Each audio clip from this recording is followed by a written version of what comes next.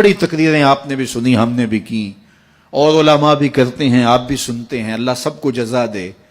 لیکن کیا آج کے اس اجتماع میں آپ یہ عزم کر سکتے ہیں کہ جو سنیں اس پہ عمل کریں گے؟ جو چیز سمجھ میں آ گئی کہ یہ درست ہے، یہ بالکل سچی بات ہے، تو پھر ہم عمل سے کوتاہی کیوں کریں؟ میاں اتنا سن لینا جتنا عمل کر لیں۔ وہ ہمارے بزرگ ایک کہانی سنایا کرتے تھے کہ ایک سادہ سا دیہاتی آدمی تھا، تو اس کو کسی نے کہا کہ مولانا آ رہے ہیں تو وہ واز کریں گے، تو آپ میرے ساتھ سننے کے لیے جائیں۔ تو انہوں نے کہا ٹھیک ہے میں چلتا ہوں۔ تو مولانا نے واز کیا کہ حضور نے فرمایا استنزہوا عن البول فإن عامۃ عذاب القبر منہ، کہ پیشاب کے چھینٹوں سے بچا کرو کیونکہ قبر کا عمومی طور پہ عذاب اسی سے ہوتا ہے۔ تو کہتے ہیں کہ انہوں نے ساتھ طریقہ بھی یہ بتایا کہ نرم جگہ پہ پیشاب کیا کرو، اس وقت یہ واش روم اس طرح کے تو ہوتے نہیں تھے، تو نہیں تو تھوڑی سی ریت اپنے ساتھ رکھ لیا کرو، جہاں کہیں سخت جگہ ہو اور آپ کو حاجت ہو تو وہاں تھوڑی سی ریت ڈال لی تاکہ چھینٹے نہ اڑیں اور آپ کو تکلیف نہ ہو۔ تو یہ اس پہ انہوں نے سارا زور دیا، گفتگو اس عنوان سے تھی۔ مجلس ختم ہوئی، واپس آئے تو بات بھی ان کی سمجھ میں آئی، یار ان سے عذاب قبر ہوگا، اور یہ مولانا تو نہیں کہہ رہے، یہ تو اللہ کے رسول کا فرمان سنا رہے ہیں، تو یہ بات تو ٹھیک ہے۔ تو انہوں نے سفر میں اپنے ساتھ ریت رکھنا شروع کر دی، 2-4 کلو ریت اپنے ساتھ رکھتے۔ تو 8 دن کے بعد وہ پھر آ گئے، تو کہنے لگے کہ وہ حضرت مولانا پھر آ رہے ہیں کوئی، تو آئے، ان کا خطاب سننے چلنا ہے۔ وہ کہنے لگے میں ابھی 4-5 کلو وزن اٹھا سکتا ہوں، عادی ہو جاؤں گا تو دوسرا خطبہ سن لوں گا، لیکن ہم تو روز، وہ کئی لوگوں کی عادت ہوتی ہے کہ دوپہر کو یہاں سننا، شام کو وہاں، دوپہر پر نمبر بھی لگاتے ہیں تقریروں کے، فلاں مولوی نے زیادہ اچھی کی، اس نے تو بہت زیادہ اچھی کی۔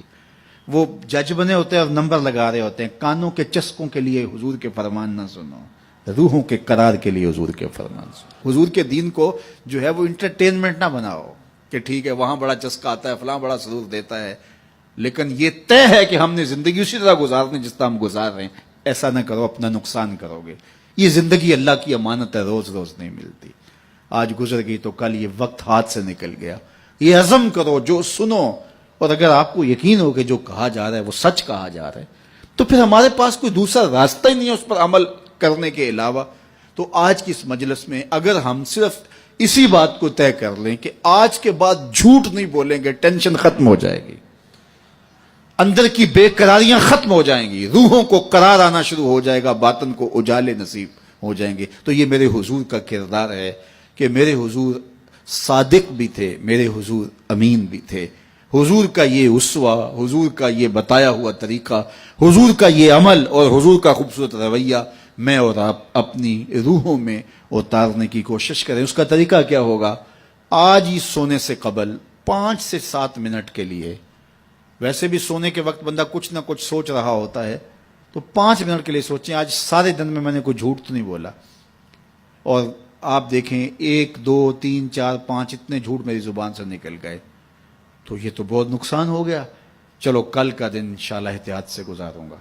تو کل سونے سے قبل پھر دوبارہ شام کو اپنا محاسبہ کریں اور دیکھیں کہ آج تو ہم نے جھوٹ نہیں بولا، اور اگر آپ نیچے آ رہے ہیں تو اللہ کا شکر ادا کریں۔ پھر اگلا دن، چوتھے دن، 5ویں دن، 6ٹھے دن آپ جب سوئیں گے تو آج سارا دن اللہ کا شکر ہے مزہ سے بھی جھوٹ نہیں بولا، پھر 2 نفل ضرور پڑھنا، 2 نوافل شکرانے کے ادا کرنا۔ مالک شکر ہے میری زبان جھوٹ کی ناپاکی سے دور رہی اور میری زبان پہ آج سچ ہی جاری ہوا، اور پھر جو ہے وہ اس کو برقرار رکھنے کی کوشش کریں اور اپنا محاسبہ روز کرتے رہیں۔ چند دن کے بعد آپ دیکھنا کہ زندگی گزارنے کا نشہ آنے لگ جائے گا۔